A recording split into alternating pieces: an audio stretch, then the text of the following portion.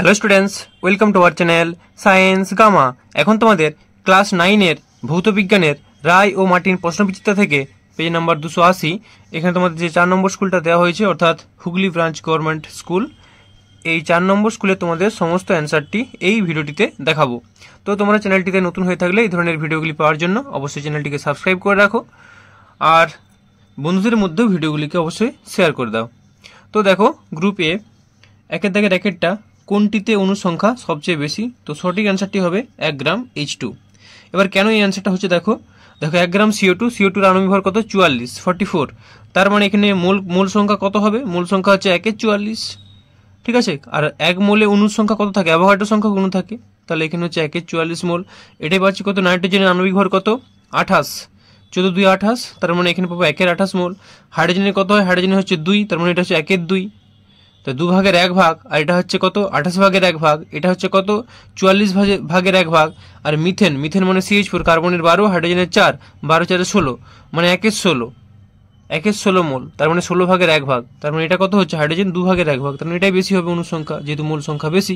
আশা করি বুঝতে পেরেছো। চলো দুয়েরটা, এসটিপিতে একটি গ্যাসের 44.8 লিটারের আয়তনের ভর দেওয়া আছে 56 গ্রাম, গ্যাসটির সংকেত কত?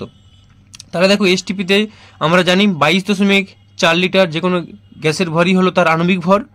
তাহলে এখানে 44.8 লিটারের আয়তন যদি 56 গ্রাম হয়, এর অর্ধেক হচ্ছে 22.4, তাহলে 22.4 একে 2 দিয়ে ভাগ করলে, এটাকে 2 দিয়ে ভাগ করে দাও, তাহলে পাবো কত? 56কে 2 দিয়ে ভাগ করলে পাবো কত? 28 গ্রাম।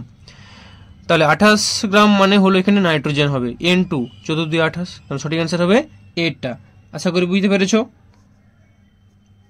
এরপরে চলে আসো 3-এর দাগেরটা, প্রদত্ত এককগুলির মধ্যে কোনটি চাপের একক নয়? নিউটন পার মিটার স্কোয়ার বল বাই ক্ষেত্রফল চাপের একক, পাস্কাল চাপের একক, ATM এটা চাপের একক, পয়েজ হচ্ছে ভিসকোসিটি অর্থাৎ সান্দ্রতার একক হচ্ছে পয়েজ। তো এটা তার মানে অ্যান্সার হবে D-এরটা।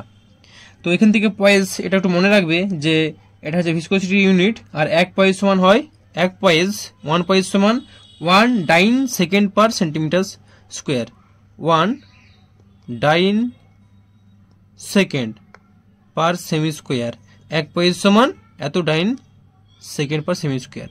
এটাকে যদি SI চেঞ্জ করো তাহলে পাবো আমরা 0.1 ডাইনের জায়গায় newton second per metre square, ঠিক আছে, এটা মনে রাখবে। আর 1 পয়েজ সমান হয় 10 ডেকা পয়েজ।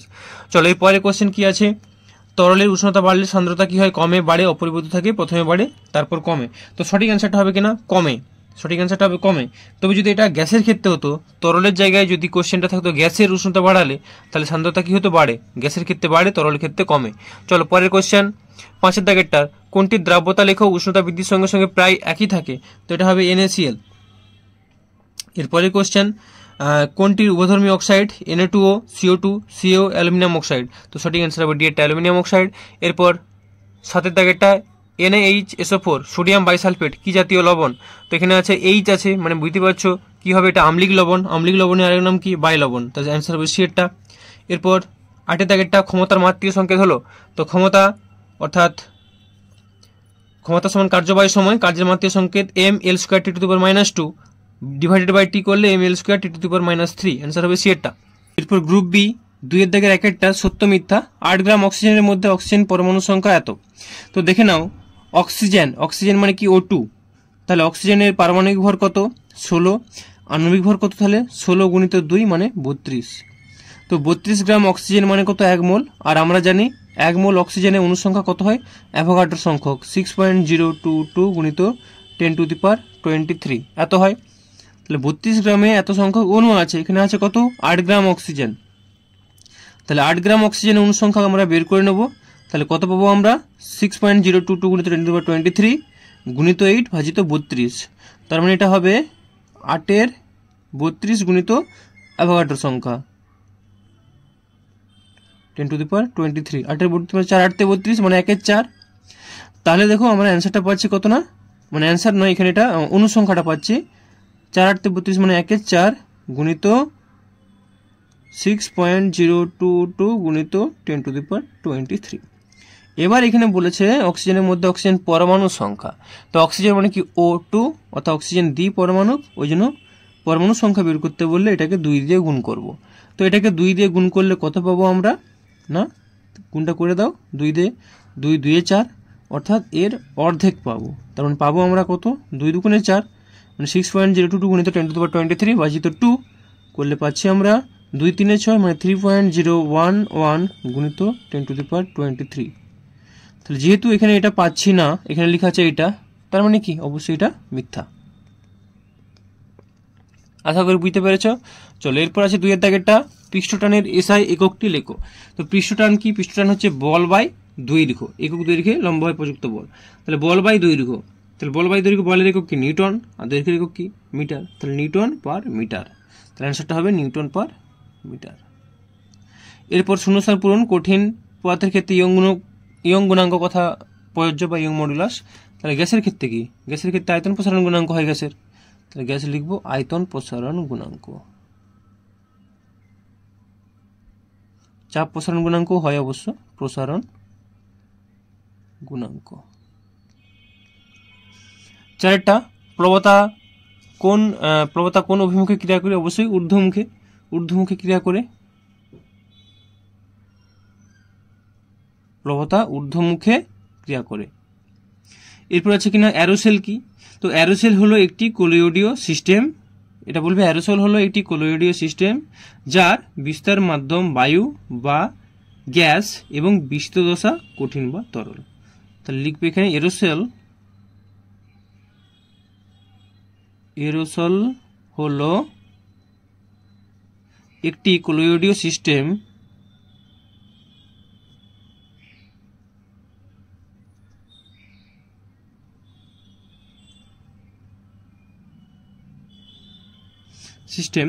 যার বিস্তার মাধ্যম বায়ু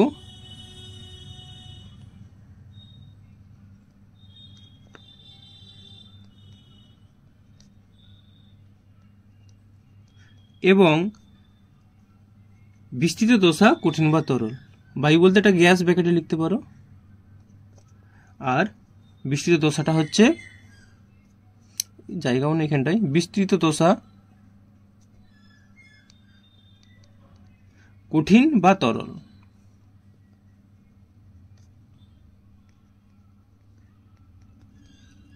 এরপর 6 দাগেরটা, বলয় পরীক্ষার সাহায্যে HNO3 শনাক্তকরণে যে বাদামি বলয় গঠিত হয় তার সংকেত লিখো। তো এটা হবে FeH2(5) তাহলে লিখবো আমরা Fe জল H2(5) NO, থার্ড ব্র্যাকেটের মধ্যে এটা থাকলো, বাইরে হবে থার্ড ব্র্যাকেটের বাইরে হবে SO4, FeH2(5) NO SO4। এরপর 7টা, কোনো গতিশীল বস্তুর ভর 3 গুণ করলে গতিশক্তির কিরূপ পরিবর্তন হবে, তো গতিশক্তিও 3 গুণ হয়ে যাবে, কারণ ভর বলেছে যেহেতু, কারণ half m v square formula আমাদের কি, গতিশক্তির formula half m v square, kinetic energy half m v square. তাহলে যদি এম এর মান আমরা 3 গুণ করে দিই, তাহলে 3 × হাফ এম ভি স্কোয়ার মানে 3 গুণ হয়ে যাবে। চলো এরপর গ্রুপ সি একটা কি বলছে, 22 গ্রাম CO2 থেকে 10^20 সংখ্যক অণু অপসারণ করলে কতগুলি CO2 অণু পড়ে থাকবে। তো অ্যান্সারটা তোমরা দেখে নাও। তাহলে লিখবে CO2 এর আণবিক ভর সমান 12 প্লাস কার্বনে 12, অক্সিজেনে 16 দুগুণে 2 মানে 32 মানে 44, অর্থাৎ 44 গ্রাম CO2 তে অণু সংখ্যা হচ্ছে অ্যাভোগাড্রো সংখ্যক 6.022 গুণিত 10^23, একে কত আর 22 কত, তাহলে 22 পাবো কত, তার হাফ পাবো মানে 3.011 গুণিত 10^23। এবার লিখবো অতএব 22 গ্রাম CO2 থেকে 10^20 সংখ্যক অণু অপসারণ করলে CO2 অণু পড়ে থাকবে, তাহলে যেটা আছে কত 3.011 গুণিত 10^23 মাইনাস এটা মাইনাস 10^20, তাহলে 10^20 কমন নিয়ে নিলে পাচ্ছি আমরা 3.011, 20 চলে গেলে আর 3 থাকবে, তাহলে 10^3 মাইনাস 1, তাহলে পাচ্ছি আমরা 3.01 × 10^3 মানে এখানে 1000 দিয়ে গুণ করলে দশমিকটা 3 ঘর সরে যাবে, অর্থাৎ 3011 মাইনাস 1, তো 3011 মাইনাস 1 করলে পাবো আমরা 3010 গুণিত 10^20। এবার এটাকে আমরা 23 আকারে লিখতে গেলে দশমিকটাকে আবার এদিকে 3 ঘর সরিয়ে দেব, তাহলে পাচ্ছি 3.010 গুণিত 10^23, তাহলে অনুসংখ্যা এতগুলি অণু পড়ে থাকবে 3.010 গুণিত 10^23। ঠিক আছে, চলো নেক্সট কোশ্চেনে যাওয়া যাক। নেক্সট কোশ্চেন কি বলছে, 3 দাগের 2, জলে সম্পূর্ণ ডোবানো অবস্থায় একটি বস্তুর ওজন 50 গ্রাম ওয়েট বস্তুটির আয়তন 15 সিসি হলে বস্তুটির প্রকৃত ওজন কত? তাহলে দেখে নাও অ্যান্সারটা। তাহলে লিখবো যে বস্তুটির আয়তন 15 সিসি হলে বস্তু দ্বারা অপসারিত জলের আয়তন হবে 15 সিসি, কারণ আর্কিমিডিসের সূত্র অনুযায়ী তাই হয়, যেহেতু সম্পূর্ণ নিমজ্জিত করা হয়েছে। তাহলে অপসারিত জলের ওজন কত হবে না, জলের ওজন সমান আমরা কি জানি, ভর mg, তাই তো, ওজন সমান mg। তো জি এর পরিবর্তে জি এর মানটা নাম বসে ওয়েট লেখা হয়েছে সেই জন্য। তাহলে ভরটা কত, ভর সমান আমরা আবার কি জানি যে m সমান dv। তাহলে ভিটা আমরা জানি 15 সিসি, আয়তনটা 15 সিসি, তাহলে গুণিত ডি, জলের ঘনত্ব কত 1 গ্রাম পার সিসি, তাহলে 15 গুণিত 1, আর ওজন করার জন্য ওয়েট, তাহলে এত গ্রাম ওয়েট সমান 15 গ্রাম ওয়েট, যে ব্যাকেটে লিখে দিয়েছি জলের ঘনত্ব যেহেতু 1 গ্রাম পার সিসি। তাহলে অতএব বস্তুটির প্রকৃত ওজন হবে অপসারিত জলের ওজন, মানে বস্তু যখন জলে ডুবানো হয়েছিল তার যে ওজন হ্রাস হয়েছিল সেই ওজন, প্লাস বস্তুটা যখন এমনি আমরা ওজন করে যেটা পেয়েছিলাম, তাহলে 50 প্লাস 15 সমান 65 গ্রাম ওয়েট। এটি হলো অ্যান্সার। আশা করি বুঝতে পেরেছ। চলো পরের কোশ্চেন কি আছে দেখে নেওয়া যাক। 3 দাগের 3 40 ডিগ্রি সেন্টিগ্রেড উষ্ণতায় জলে NO3 এর দাব্যতা 65, কথাটির অর্থ কি? তাহলে অ্যান্সারটা দেখো, এই কোশ্চেনটা তোমাদের আগেও কোনো একটা পেজে ছিল। তাহলে 40 ডিগ্রি সেন্টিগ্রেড উষ্ণতায় পটাশিয়াম নাইট্রেটের দ্রাব্যতা 65, এর অর্থ হলো 40 ডিগ্রি সেন্টিগ্রেড উষ্ণতায় 100 গ্রাম জলে 65 গ্রাম পটাশিয়াম নাইট্রেট দ্রবীভূত করলে একটি সম্পৃক্ত দ্রবণ উৎপন্ন হয়। এটি হলো এর অ্যান্সার। তো তোমরা পেজ নাম্বারগুলো জানতে চাইছিলে, এটা হচ্ছে প্রান্তিকের বইয়ের পেজ নাম্বারটা হচ্ছে এটা 92। চলো এরপরের কোশ্চেন কি আছে। পরের কোশ্চেন, উত্তপ্ত ঘন H2SO4 এর সঙ্গে তামার ছিলার বিক্রিয়া ঘটালে যেটি ঘটে, সমীকরণ সহ লিখো। তো কপারের সঙ্গে ঘন H2SO4 বা গাঢ় H2SO4 এর বিক্রিয়াটা লিখতে হবে, ঠিক আছে। তো অ্যান্সারটা দেখে নাও, এটাও প্রান্তিকের বই থেকে দেখাচ্ছি, পেজ নাম্বার 105, ঠিক আছে, পেজ নাম্বার 105 প্রান্তিকের বই। তো অ্যান্সারটা লিখবে এটা, কপারের সঙ্গে গাঢ় সালফিউরিক অ্যাসিড মিশ্রিত করলে বা ফোটালে নীল রঙের কিউপ্রিক সালফেট দ্রবণ, পোড়া সালফারে গন্ধযুক্ত সালফার ডাইঅক্সাইড গ্যাস এবং জল উৎপন্ন হয়। গাঢ় সালফিউরিক অ্যাসিড কপারকে কিউপ্রিক সালফেটে জারিত করে এবং নিজে সালফার ডাইঅক্সাইডে বিজারিত হয়। Cu প্লাস 2H2SO4 থেকে CuSO4 plus SO2 plus 2H2O, এটি হলো এর অ্যান্সার। এরপরে কোশ্চেন কি আছে, কার্যহীন বল বলতে কি বোঝায়, উদাহরণ দাও। তো কার্যহীন বল দেখে নাও, এটা প্রান্তিকের বইয়ের পেজ নাম্বারটা হচ্ছে দেখে নাও, এই যে 136। কার্যহীন বল, কোনো বস্তুর ওপর প্রযুক্ত বলের প্রয়োগবিন্দু সরণ প্রযুক্ত বলের অভিমুখে লম্ব দিকে হলে ওই বলটি কোনো কার্য করে না এবং ওই বলটিকে তখন কার্যহীন বল বলে। উদাহরণ, একটি বস্তুকে অনুভূমিক তলে টেনে নিয়ে গেলে বস্তুটির ভারকেন্দ্র সরণ ওজন বলের লম্ব দিকে হয়, ফলে ওজন বলটি কার্যহীন বলরূপে ক্রিয়া করে, বা পৃথিবী যখন সূর্যের চারিদিকে ঘোরে তখন সেটা একটা কার্যহীন বল, ঠিক আছে। চলো পরের কোশ্চেন, এরপর আছে গ্রুপ ডি। 4 দাগের 1টা কি আছে দেখে নাও, যে পারমাণবিক ভর একক AMU কি? তো এটা হচ্ছে অ্যান্সারটা তোমাদের দেখাচ্ছি আমি প্রান্তিকের বই থেকে, প্রান্তিকের বই পেজ নাম্বার 84। তাহলে C12 আইসোটোপের একটি পরমাণুর ভরের 1/12 অংশকে পারমাণবিক ভর বা AMU বলা হয়, ঠিক আছে, এটি হলো অ্যান্সার। এবার এর সঙ্গে চাইলে লিখতে পারো যে 1 AMU সমান 1.6606 গুণিত 10⁻⁻24 গ্রাম। 4 বিয়েরটা কি বলছে, STP-তে 10 গ্রাম NH3 গ্যাসের আয়তন নির্ণয় করো। তো অ্যান্সারটা তোমরা দেখে নাও, তাহলে এরকম ভাবে করবে। 4 দাগের বিয়েরটা দেখতে পাচ্ছ। তো NH3 এর আণবিক ভর আগে বের করে নেবো। তাহলে আণবিক ভর কত পাচ্ছি আমরা, NH3 নাইট্রোজেন হচ্ছে 14 আর হাইড্রোজেনের কত 1, হাইড্রোজেন 3, তাহলে 14 প্লাস 1 গুণিত 3 মানে 17। লিখবো STP-তে 17 গ্রাম NH3 গ্যাসের আয়তন 22.4 লিটার, আর STP-তে 10 গ্রাম NH3 গ্যাসের তাহলে আয়তন কত, ওই কি নিয়মে 1 কত 10 কত, তাহলে 22.4 বাই 17 গুণিত 10 লিটার সমান পাচ্ছি আমরা 1.1317 লিটার, ঠিক আছে, 13.17 লিটার। এটি হলো কিনা অ্যান্সার। চলো পরের কোশ্চেন কি আছে। পরের কোশ্চেন, বার্নৌলির উপপাদ্যটি লেখো ও গাণিতিক রূপটি লেখো। তোমাদের প্রান্তিকের বই থেকে দেখাচ্ছি এটা, যে কোনো তরলে ধারারেখ প্রবাহ হলে প্রবাহনালীর যে কোনো ছেদে তরলের প্রতি একক ভরের চাপ শক্তি, স্থিতিশক্তি ও গতিশক্তির যোগফল সর্বদা ধ্রুবক হয়।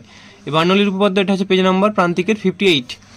আর এর সমীকরণটা লিখতে বলেছে, গাণিতিক সমীকরণটা, অর্থাৎ উপপাদ্যটি এই হলুদ বক্সের মধ্যে যেটি লেখা আছে এই উপপাদ্যটি লেখার পর তোমরা এই সমীকরণটি লাস্টে লিখে দিবে, P/ρ plus GH plus half V square is equal to ধ্রুবক। এটি হলো বার্নৌলির উপপাদ্যের গাণিতিক রূপ।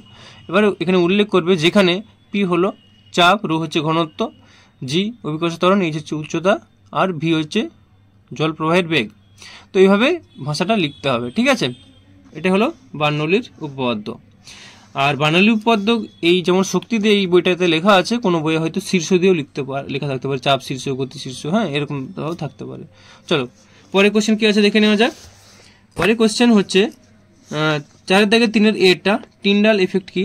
দ্রবণের গাঢ়ত্ব বা শক্তিমাত্রা উল্লেখ করার সময় উষ্ণতা উল্লেখ করা গুরুত্বপূর্ণ কেন? তো টিন্ডাল এফেক্ট দেখে নাও। টিন্ডাল এফেক্ট বা টিন্ডাল প্রভাব, এটা হচ্ছে পারুল প্রকাশনীর বই, পেজ নাম্বার 93। তো টিন্ডাল এফেক্ট, কোলিয়েডীয় মিশ্রণের মধ্যে দৃশ্যমান আলো প্রবেশ করলে দেখা যায় কোলয়েড কণা দ্বারা আলো বিচ্ছুরিত অর্থাৎ স্ক্যাটার্ড হয়। এর ফলে কোলয়েড মিশ্রণের মধ্যে আলোর গতিপথ স্পষ্ট দেখা যায়। কোলয়েড কণা দ্বারা দৃশ্য আলোর বিচ্ছুরণকে টিন্ডাল প্রভাব বলে। উদাহরণ, মেঘের ফাঁক দিয়ে সূর্যরশ্মির পথগুলি দৃশ্যমান হওয়ার কারণ এই টিন্ডাল ক্রিয়া।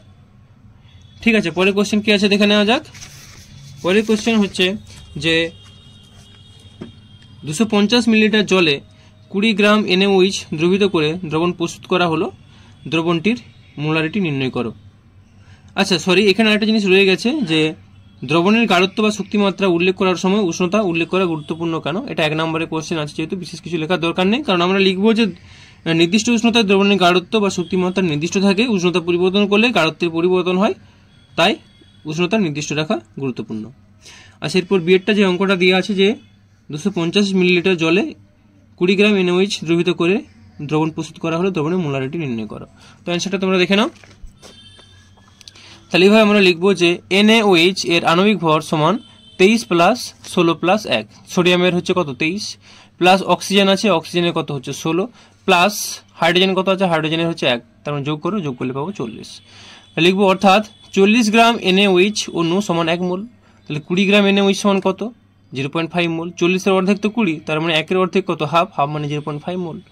তাহলে লিখবো এখন 250 মিলিলিটার জলে 0.5 মোল NaOH দ্রবীভূত হয়ে অনুদ্রবীত আছে।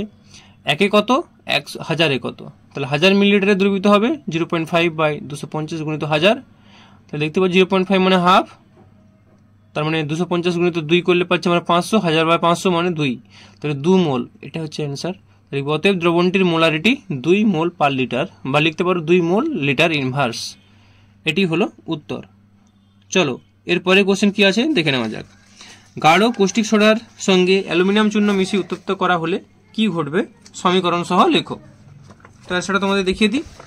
এটাও আগে একটা কোনো পেজে ছিল, এটা হচ্ছে প্রান্তিকের বই, পেজ নাম্বার 108, প্রান্তিকের টেক্সট বই। দেখে নাও অ্যান্সারটা কী হবে।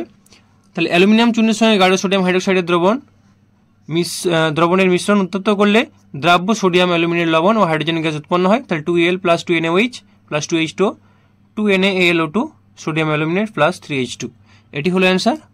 চলো এরপরে কোশ্চেন কি আছে। এরপরে হচ্ছে যে দাঁতের ক্ষয়ে পিএইচ এর গুরুত্ব লেখো। সরি একটু সরে গেল বইটা। দাঁতের ক্ষয়ে পিএইচ এর গুরুত্ব লেখো।